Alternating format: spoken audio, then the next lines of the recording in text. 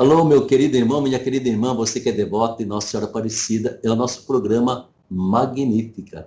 Um programa assim de bate-papo, sempre contemplando a figura de Maria, esse modelo mais perfeito que Deus nos deu de um ser humano e que intercede por nós, nos acompanha, vai à nossa frente, vai ao nosso lado, está sempre nos protegendo. E é tão importante que a gente olhe para Maria e em Maria a gente enxerga sempre mais profundamente o mistério de Jesus. E nesta tarde, para acompanhar a gente, eu convidei a minha querida amiga Célia, que é membro da Academia Marial. Célia, boa tarde para você. Muito boa tarde, Padre Ulisses, toda a equipe da Academia Marial e todos que estão nos acompanhando. Certamente, Célia, a alegria de estarmos aqui. Célia, declina um pouquinho, para a gente não se esquecer, entende? Você é formada na pós-graduação da Academia Marial, não é verdade? Isso, concluí na segunda turma da pós-graduação. Ah, sim. Diga para mim se valeu a pena, para ver se tem mais gente que entre quanto antes para fazer essa pós-graduação. Nossa, com certeza, é um curso maravilhoso, assim, é um mergulho e com professores que nos ajudam muito também, naquele período que nós estamos juntos ali, são 10 dias, né, são 4 módulos de 10 dias, com muito material e com muita espiritualidade, sobretudo, para aprofundar realmente todo o mistério da entrega, da participação de Maria na encarnação de E o mais Jesus. bonito, né, Célia, que eu acho é que vocês todos que fazem a pós-graduação, vocês têm assim um elan missionário de Nossa Senhora de passar para os outros, né? Repartir esse pão da sabedoria com todo mundo. Isso é muito bonito porque é o típico da multiplicação dos pães. Sai de um pãozinho que a gente recebe e ele se multiplica e muita gente recebe. Que bom falar com você, Célia. Vamos bater um papo bem descontraído. Aliás, você tem outros títulos também que eu nem me lembro, porque eu acho que você fez teologia completa já, né? Isso, eu fiz graduação em teologia, fiz o mestrado pela Sim, PUC São Paulo, concluí em 2013 o mestrado em teologia. sei. E você tem outra faculdade também, além da teologia? Antes eu fiz geografia, é uma área que eu gosto bastante também. E uma pessoa me disse uma vez que eu sou muito prepotente, que eu quero conhecer coisas do céu e da terra. Mas não é verdade. A geografia eu fiz Olha com aqui. o intuito Geografia de. da Terra você pode conhecer bem. Agora, É, a geografia do céu deve ser com Nossa Senhora, aquela deve. é verdade. Mas são duas áreas que eu gosto muito, me encantam, me faz olhar o mundo, as coisas de outra maneira. Toda a criação de Deus, né? Tudo muito bonito. Isso é muito bom. Célia, a gente quer conversar um pouquinho com você, unindo esse tempo que nós estamos entrando de quaresma, né? Quaresma, Nossa Senhora, campanha da fraternidade. Vamos conversar um pouquinho sobre esses três temas, né? E assim, de imediato, o que a quaresma traz, Célia, para a gente como inspiração, como espiritualidade, no seu entender?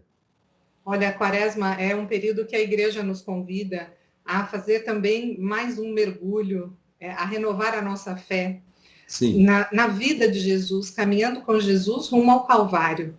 Né? Ele entrega a sua própria vida, Jesus ama cada pessoa, ama em primeiro lugar o projeto de Deus, ele diz sim ao projeto de Deus. E nos 40 dias que ele passou no deserto, muito ele nos ensinou, passando pelas tentações, abraçando livremente a paixão, como, né, nós rezamos na liturgia, e são 40 dias assim, com práticas bem concretas, tanto da oração, do jejum, da caridade, né, quando nós conseguimos, assim, no dia a dia, vivenciar essa espiritualidade tão profunda, junto com Jesus, em comunhão com toda a igreja, principalmente, né, participando de cada momento, isso nos eleva, assim, nos faz pessoas novas, pessoas que podem contribuir muito mais com o projeto de Deus. eu acho que é tão importante, né? O nosso arcebispo aqui ainda dizia, é tão importante quando você fala no jejum, você se lembrar que tem muita gente de barriga vazia nesse mundo, né? E é bom que você sinta um pouquinho essa experiência na sua vida para ver quantos irmãos e irmãs passam praticamente com o mínimo possível, até sem nada, né? Como é importante a esmola, como essa dimensão de partilha daquilo que a gente tem de muito, de pouco, né? E saber não pertence tudo a mim, pertence a quem precisa também. E ele falava também da oração, aquela dimensão mais profunda que Jesus pede para nós, né? Olha, não faça essa oração só no blá, blá, blá, canta em línguas ou sem línguas, faça principalmente um encontro íntimo com Deus, né? Lá no quartinho do seu coração, faça o seu bate-papo filial. Ele nos fez refletir bastante sobre isso. Mas eu acho que é um tempo tão bonito para a gente renovar aquilo, né, Célia, que é para nós o nosso batismo, a nossa crisma, a nossa convivência eucarística, e principalmente o imenso desafio da fraternidade. E esse continua sendo um sonho de Deus e certamente um sonho humano também, né? E Quaresma, 40 dias que nos ajudam a crescer. E como é que você vê, Célia? De Jesus a gente sabe, ele passou 40 dias no deserto, tudo, né? Mas Nossa Senhora, será que ela teve Quaresma ou não? Olha, é tão bonito perceber assim a trajetória de vida, né, de Maria. Então, se Sim. nós olharmos, eu vou usar uma expressão aqui, talvez diferente assim do que eu já li, mas talvez um grande gesto de fraternidade que Deus também fez com Maria foi escolhê-la para ser a mãe de Jesus. E a resposta de Maria foi justamente no acolhimento, aceitar. Então, são duas realidades que se fazem presentes e necessárias nesse tempo de Quaresma e da fraternidade, né? Então, é a saída, quando eu sou fraterno, eu consigo olhar a outra pessoa na sua dimensão, na sua realidade, e consigo também acolher. Maria, ela foi seguidora de Jesus, ela é a primeira discípula. Então, na Quaresma, nós temos aqui 2 pontos-chave, né? Primeiro, que o centro é Jesus, ele é o mestre, ele caminha, nós seguimos. Mas quem primeiro seguiu Jesus foi Maria, ela é a primeira e a perfeita discípula de Jesus. Então, nós seguimos o caminho que ela fez, como modelo para nós. E ao acolher o sim, com o seu sim, né, na resposta de Deus, como é que nós também podemos dar o sim? Qual que é a nossa resposta de acolhimento hoje para criar essa fraternidade num mundo muitas vezes tão dividido, tão diverso, e não necessariamente as pessoas precisam pensar como nós pensamos, precisam ser como nós somos no dia a dia, no seu cotidiano, nas suas escolhas. Mas a minha obrigação como cristã, é acolher, é amar, é abrir a porta, né, do nosso coração e deixar Deus se manifestar. Esse exercício da Quaresma, que nós já trabalhamos desde com as crianças, né, dizer, é tempo de limpar o coração, é tempo de abrir o coração, para deixar realmente que Deus venha e te faça enxergar o outro, a criação, a casa comum, né, como esse lugar não de muro. A pessoa que está à sua frente, se ela é diferente, se ela pensa diferente, ela não é um muro, como o próprio texto de Efésios vai nos lembrar, né? Depois o Papa Francisco também fala que a nossa missão é criar pontes que acessam, que acolhem, que se abrem, que ajudam, que é fraterno. E aí, nesse sentido, quanto nós temos para aprender de Maria? Se ela não foi a primeira a ir ao encontro, a sair de si, ir ao encontro daquela que era diferente, que era uma pessoa idosa, que já estava gestante, e vai assim, com muita pressa, vai com a urgência, né? E se nós olhamos para a igreja, nós também temos essas urgências, olhando para as necessidades das pessoas, né? Como o Papa Francisco fala muito sobre isso, né? Do hospital de campanha, de ir às periferias geográficas, existenciais, ou seja, são as urgências da fraternidade para se criar unidade. Só se cria unidade com os que são diferentes.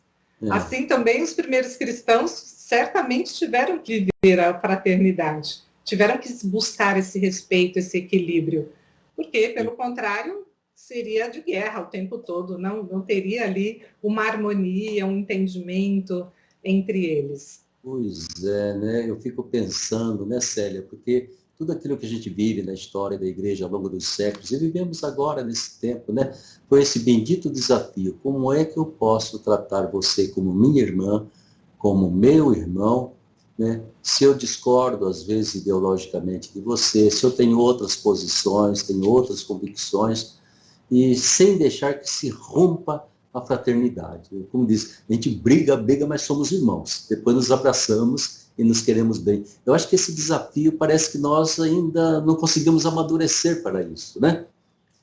Eu sinto até eu sinto até como se Nossa Senhora, por exemplo, ali com o Zé, o maridão dela, o José, né? Eu tenho a impressão que muitas vezes, né, até para comunicar para ele tudo que tinha acontecido com ela, ou então, às vezes, até com outros parentes, deve ter havido, assim, alguns momentos de muita tensão, de muita perplexidade, né? Até vontade de falar, deixa eu largar a mão disso tudo.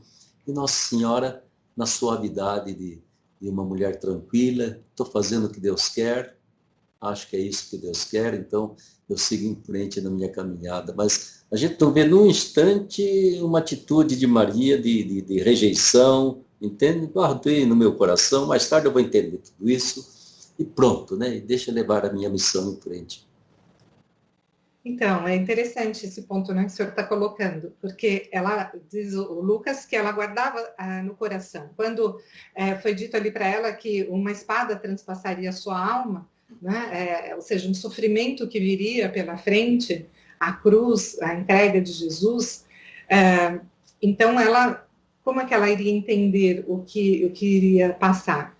Mas um momento da narrativa bíblica nos deixa muito claro, que foi a presença de Maria em Pentecostes, presença do Espírito Santo na vida de Maria, que tem um autor que eu gosto muito, né, o Picasso, ele diz assim que a partir daquele momento do Pentecostes, Maria também saiu anunciando as maravilhas de Deus, porque ela também acolheu o Espírito Santo na sua vida e se deixou ser anunciadora a partir daquele momento junto com a comunidade. Sim. E aí eu me pergunto isso, né?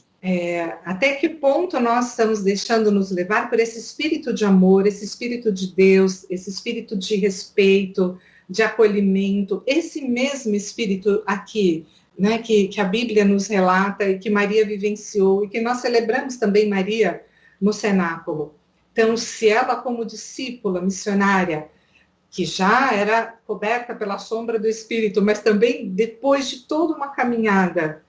Então, para a gente entender assim, não tem aquele e aquela que já sabe tudo, não tem aquele e aquela que já compreendeu todas as verdades. A revelação é sempre a partir desse espírito da unidade, a partir da comunidade que se une, da comunidade que se coloca a serviço. Maria esteve presente na comunidade. Sim. E ali também ela foi agraciada pelo Espírito. Tem um documento da igreja, da CNBB, o número 100, Comunidades de Comunidades, tem um trecho ali que me faz muita impressão, que diz assim, que nós como missionários, nós só seremos uma comunidade de comunidades quando nós permitirmos que o Espírito Santo vá à nossa frente, porque ele é o primeiro missionário. Então, ele anuncia quem? O Espírito Santo. Né? Anuncia esse espírito de amor e de unidade que precisa vencer todo o racismo, todo o ódio, toda a xenofobia, enfim, tudo isso, toda a questão da violência contra os negros, contra as mulheres, contra as pessoas homossexuais, enfim, toda essa realidade está presente no meio de nós. Né? Então, tempo, isso que Maria vem nos ensinar. Eu acho que, ao mesmo tempo, é muito importante que aquelas tentações pelas quais Jesus passou são exatamente aquelas que nós passamos, né? A vontade de destruir quem pensa diferente, quem age de forma diferente, a vontade de segregar, a vontade do poder, né? Sei lá, da riqueza, e também até a vontade de usar a religião como instrumento de poder, de divisão, né? Eu sou salvo, você não é. E são essas coisas que eu acho que Nosso Senhor deixou tão claro que ele, no fundo, ele não pertencia a nenhuma religião. Ele deixava uma mensagem de paternidade do Pai e de fraternidade entre nós, né? E depois pedindo que a gente vivesse e crescesse em comunidade. Mas olha que desafio, porque desde o início Nosso Senhor, o primeiro que sofreu a não fraternidade foi ele, né? Não foi aceito como irmão, né? E depois, entre os seus seguidores também, vira mexe disputando quem é mais importante, quem é mais isso, quem é mais aquilo, né? É impressionante esse desafio, é realmente como Jesus diz, é um joio e um trigo plantado no mesmo campo, né? Ou então é aquilo que ele falava também no Evangelho, é esse fermento estragado, que de vez em quando penetra na comunidade e acaba com a massa que está ali, estraga a massa toda. Eu acho que a gente enfrenta isso aí constantemente, né, Célia? Sim, nós enfrentamos, sim. E se nós olharmos também para Maria e José, eles também tiveram que fugir com o menino, né? Eles também Exato. tiveram que resguardar. Então, neste momento, o que o Papa disse, né, que nós precisamos retomar todo aquele chamado do Concílio Vaticano II para ser realmente uma igreja, vem aí a pergunta, né? O que é que nós estamos fazendo com o Evangelho de Jesus Cristo? Porque é ele que está no centro da nossa vida. Nós vamos entregá-lo à cruz, ou nós vamos assumir a cruz com Jesus para tirar da cruz os crucificados, as crucificadas? Ou nós tomamos uma decisão, né, de que a salvação vem de Jesus e que por ele nós também podemos, como Maria foi colaboradora de Deus, nós também podemos colaborar nesse grande projeto de Deus para fazer desse mundo um lugar melhor e para fazer da igreja um lugar de portas abertas, onde as pessoas de fato possam sair e não criar guerras, não criar intolerâncias, não criar debates que não levam a nada, muitas vezes vazios de críticas, mas Maria é como aquela mãe também, que aos domingos ali, né, chega, pega o que tem e divide não só com a família, mas muitas vezes com uma comunidade mais alargada. Então, ela nos coloca nessa dimensão de abertura, de seguimento. Não tem como seguir Maria, pensar em Maria, pensar na fraternidade e não pensar que Jesus está no centro, que ela carregou no seu ventre e carrega no coração, carrega na sua alma e quer fazer de nós pessoas de fato seguidores, discípulos de Jesus. Né? E não é só durante a quaresma, né? Pensar que se durante a quaresma nós temos esse tempo, mas Maria é modelo para todo o tempo da nossa vida. Ah, sim, nos acompanha sempre, né? Eu acho que isso é importante. Aliás, eu estava pensando, quando a gente fala em Quaresma e Maria, eu estava pensando, sabe, Célia, é interessante que a gente celebra a Quaresma, os nossos 40 dias, e celebramos a Páscoa, né? Nossa Senhora celebrou a Quaresma a vida inteira, praticamente só na morte e ressurreição do Filho, mas agora veio a Páscoa, né? Então ela passou até a Páscoa, a ressurreição de Jesus. Nossa Senhora viveu uma bela Quaresma, né, acompanhando o Filho, passando por tudo aquilo que o Filho estava passando, alegrias, tristezas, sendo discípulo o tempo todo, mostrando o caminho. Sim. Padre, eles têm uma coisa importante aqui que a gente não pode deixar de falar, o que Jesus também nos entrega Maria aos pés da cruz. Né? Ela é a nossa mãe e ela é a mãe que é entregue a partir dessa passagem de Jesus da morte para a vida. Né? Ele assume a cruz, mas da cruz vem a vida. Então, que nós também possamos passar neste momento, se é um momento de cruz para muitos, né? Que essa cruz também possa ser superada na fé que nós temos, nesse caminho da ressurreição que nós tanto acreditamos. E principalmente quando a cruz vem de onde a gente menos espera, né? Essa pandemia que nos sobreveio aí já praticamente vai completar mais de um ano, e vamos em frente ainda com isso. É uma bela de uma cruz que a gente certamente vai tirar proveito, alguma coisa vamos tirar, mas que tem causado também muito sofrimento, muita dor, né? E saber que haverá uma Páscoa, nós não queremos enterrados nessa pandemia. Mas o que eu acho interessante é que eu queria entrar com você numa outra dimensão dessa quaresma e dessa campanha da fraternidade. Veja a campanha da fraternidade, se ela nos diz, Cristo é a nossa paz. Do que era dividido, fez uma unidade. Fraternidade e diálogo, compromisso de amor. O título é tão bonito e já começamos brigando. Já tem uma turminha de católicos que fala, não quero saber dessa campanha da fraternidade, cambada de herege, e vai por aí afora. Jesus do céu, eles já não aceitaram nem o título da campanha. Ou seja, aquilo que eu dizia para você, essa sabedoria, e muitas vezes não está de acordo com algo, mas nunca quebrar a unidade, muito menos a fraternidade. Eu acho que, como é que você vê essa polêmica que foi se criando, né? E até onde a gente diz, nós também temos Maria, todos os católicos têm Maria, né? Mas parece que os irmãos se reúnem na casa da mãe para brigar um com o outro e não para celebrar a alegria de estarem juntos com a mãe. Isso, então, é importante pensar que todos os irmãos, né, das igrejas, os cristãos e das igrejas que também compõem o CONIC, todos são cristãos, tem Jesus como centro. E desde o ano 2000, nós temos as campanhas da Fraternidade Ecumênica a cada 5 anos, né, de responsabilidade, então, do CONIC, para que possa nos ajudar também a refletir todas essas questões que os irmãos nas outras igrejas estão vivendo. E o que aconteceu esse ano? Né? Por conta justamente da pandemia, que veio escancarar toda uma série de desigualdades e violências que o nosso país vem sofrendo, desde perda de direitos, a morte de irmãos, de mulheres, de ofensas concretas, chegando até destruir as igrejas, dos irmãos de religião afrodescendentes, enfim, os próprios LGBT, QI+, enfim, são pessoas que se assumem dessa maneira, né? E o próprio Papa Francisco diz: quem sou eu para julgar? Então, assim, nós acho que precisa ficar bem claro que aquilo que é da Igreja Católica não está sendo colocado em risco e não está sendo discutido. Não é essa a questão que a campanha da fraternidade vem trazer. Né? Alguém dizia assim: quando falta alimento, a gente faz uma campanha para buscar alimento.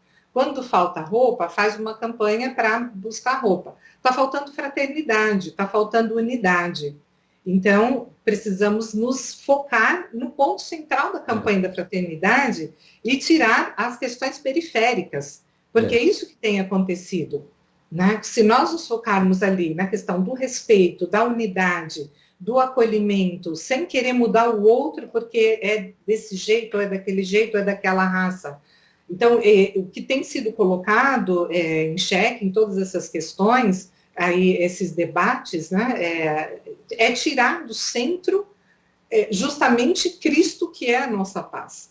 Então, aqueles que hoje criticam, se gastassem o seu tempo, investissem o seu tempo, anunciando muito mais o Evangelho, ou buscando maneiras, buscando formas de ajudar o povo que já vive uma decadência na educação, né? A própria questão da formação cristã, muitas vezes também, que não chega nas nossas bases. Então, se tantas pessoas que ficam criticando, seja essa teologia, seja aquele grupo, se pegassem um pouco do seu tempo para explicar um pouco mais do texto bíblico, para dizer o que é a fraternidade, o que é o diálogo, como nos comprometer com essa fraternidade, certamente a nossa igreja estaria ganhando muito mais. Né? E o que nos entristece é assim, talvez tem muitas pessoas gostando do que está acontecendo, porque a nossa igreja acaba ficando dividida.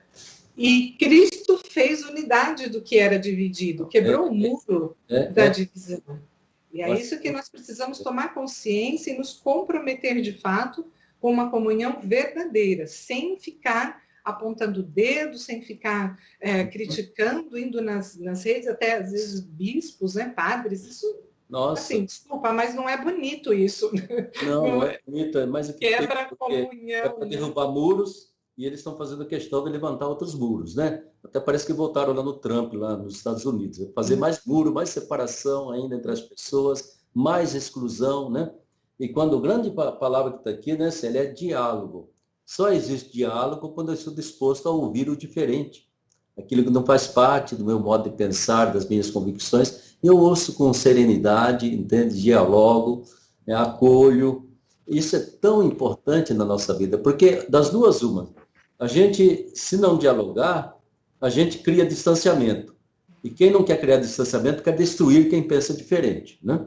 Então, é por isso que nas famílias, sem diálogo, há distanciamento, há inimizades, há muros, né? Nas comunidades, idem, na Igreja Católica, idem, entre nós, igrejas cristãs, muros e mais muros, né? E todo mundo louvando a nosso Senhor Jesus Cristo. Isso é uma piada, viu? Não é possível. Nosso Senhor deve coçar a cabeça e falar: meu Pai do céu, como é possível que use o meu nome para criar tantos muros, quando eu tentei abraçar todo mundo, né? E quando eu, afinal, assumi a natureza humana para ver se essa natureza humana modificava um pouco e se tornava um pouco mais humana. Que é o Papa pede para nós: humanidade e fraternidade humana. É o desafio. Eu acho que Nossa Senhora é a mãe da unidade. Ela pode nos ajudar de novo, né? A reunir todo mundo na sua cozinha e dizer, olha, meus filhos, Na vamos cozinha, na rua, na praça, no onde quer trabalho, que no seja. trem, no ônibus, né? Onde tiver, que ela possa, né, nos unir novamente aí. E tirar de nós esse ranço, esse gosto, né, de apontar e condenar o outro. Já passou esse tempo de caça às bruxas, caça aos Sim, hereges, caça isso, caça aquilo.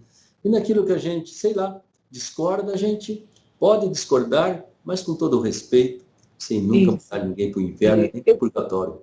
eu queria deixar aqui o número 120 do texto base da campanha da fraternidade, que diz assim: entendemos que fraternidade e diálogo são desafios de amor.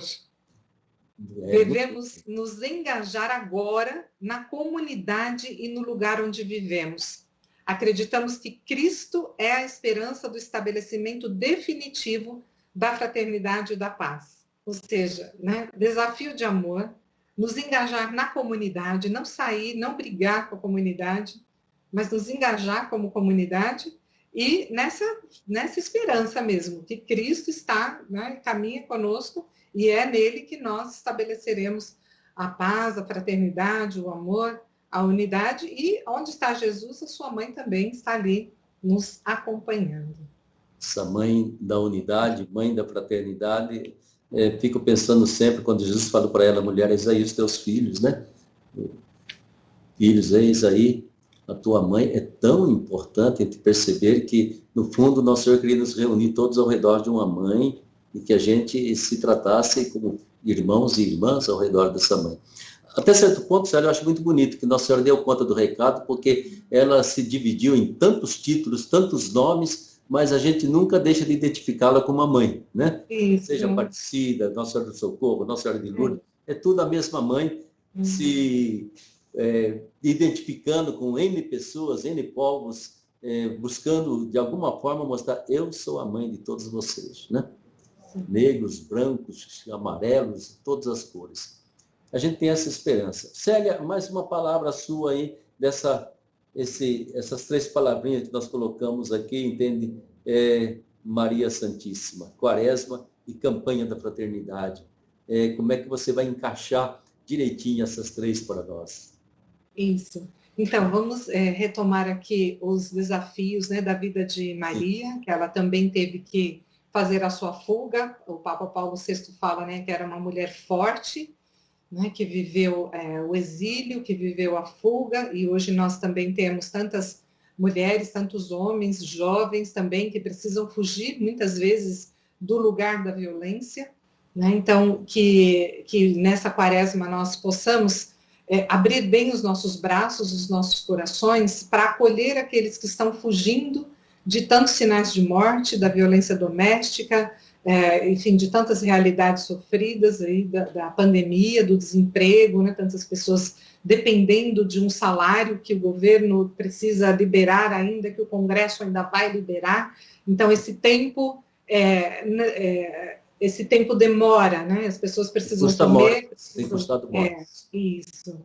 Então, que essa quaresma possa ser, de fato, um lugar da nossa conversão, da verdadeira metanoia, que é aquela atitude, mudança de atitude que vem de dentro, porque aquilo que é aparente, aquilo passa, né?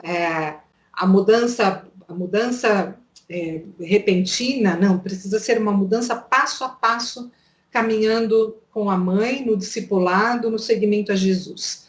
Nós chegaremos a celebrar a Páscoa, aquele e aquela que for capaz de viver o diálogo na unidade, como um desafio de amor. Aí a Páscoa terá sentido. Aí nós teremos vida nova, seremos pessoas novas. Enquanto houver divisão, enquanto o ódio e a intolerância prevalecer, talvez Jesus diria, como o senhor disse agora há pouco, não tem motivo para celebrar a vida nova. E nós precisamos celebrar a vida nova. Maria ela caminha todo esse período, todo esse tempo da quaresma conosco. De novo, lembrando, vai até os pés da cruz. O Jesus ressuscitado volta para a comunidade, Por isso que o texto base diz, volta para a comunidade. Maria voltou. Então, explicitamente, ela está no texto. Se nós olhamos o modelo, o segmento que Maria fez, quem é que voltou para a comunidade? Em Atos 1,14. Nós também precisamos voltar para a comunidade e falar o nosso lugar de fala a partir da comunidade, a partir da nossa vivência cristã, sofrendo os mesmos desafios e alegrias que o povo vive para poder viver e celebrar, de fato, o mistério da vida nova em Jesus. Penso que esse é o caminho. Por quê? Ali nós vamos vivenciar as realidades mais sofridas do nosso povo. Né? Sair dos pedestais, sair dos altares, no sentido de distanciamento, e voltar para a vida do povo. Obviamente que em tempos de pandemia, tudo isso com muito cuidado, né? Mas não nos distanciar, né? Permanecer. O evangelista João usa muito essa expressão, né? De permanecer no caminho de Jesus. E permanecer significa romper com o sistema e optar por Jesus. Certo. Romper aqui para permanecer com ele. Penso que esse é um momento fortíssimo na quaresma para que a gente tome radicalmente essa opção. Eu acho que realmente você tem toda a razão, entende? Por isso que a gente vai ter que invocar no final desse programa Nossa Senhora da Paz, para colocar paz no meio de seus filhos e nos ajudar a não nos distanciarmos, primeiramente em termos de coração. Porque na hora que a gente distancia o coração, nós não conseguimos mais refletir juntos, não conseguimos mais caminhar juntos, absolutamente voltamos as costas um ao outro e chegamos até o ódio, até a violência de um para o outro, né? Então é a Nossa Senhora da Paz que vai nos ajudar. Olha, Célia, que bom bater um papo com você, viu? Nossa Senhora, coisa boa, muito obrigado, né? Olha, que você tenha uma quaresma de muita experiência de fraternidade, de paz, de diálogo, assim como nós estamos dialogando aqui, não é mesmo? E que a gente consiga sempre acreditar que, na dúvida, nós mantemos sempre a nossa unidade com a nossa igreja, a unidade com o nosso Papa, né? E a unidade com aquilo que eu chamo com a maioria dos nossos bispos e padres, porque tem uns também que estão andando meio torto, mancando por aí. Mas tem que ser com a maioria deles. Essa unidade é tão importante para nós, né? E eu tenho alertado muito, sabe, Célia? E toma cuidado, por amor de Deus, com a rede social, porque ela é realmente um instrumento de dois gumes. Ela pode ferir demais, né? Pode ajudar a construir muita coisa bonita, mas pode também ferir, machucar, dividir e colocar muito sentimento negativo e até perigoso dentro do coração da gente. E quaresma é tempo de purificação, né, Célia? Quaresma é tempo de arrancar para fora essa porcariada que temos lá dentro de nós e deixar para trás tudo isso para poder celebrar uma Páscoa de vida, de união, de amor, né? Célia, muito obrigado, minha querida. Que bom que você esteve com a gente, viu? Um abraço grande para você. Eu que agradeço, endosso todas as suas palavras e uma alegria muito grande fazer parte da Academia Marial, poder bater esse papo. E vamos caminhar rumo à unidade. Exato. E na fraternidade com Maria. E a nossa Páscoa esse ano vai ter também, ela vai se prolongar até, entende, o nosso Congresso Mariológico, o 14º, que estamos devendo a Nossa Senhora. Vamos celebrar, se Deus quiser, né? E vamos iniciar, então, a terceira turma de pós-graduação em Mariologia em julho. Estão abertas as inscrições para todo mundo que desejar, né?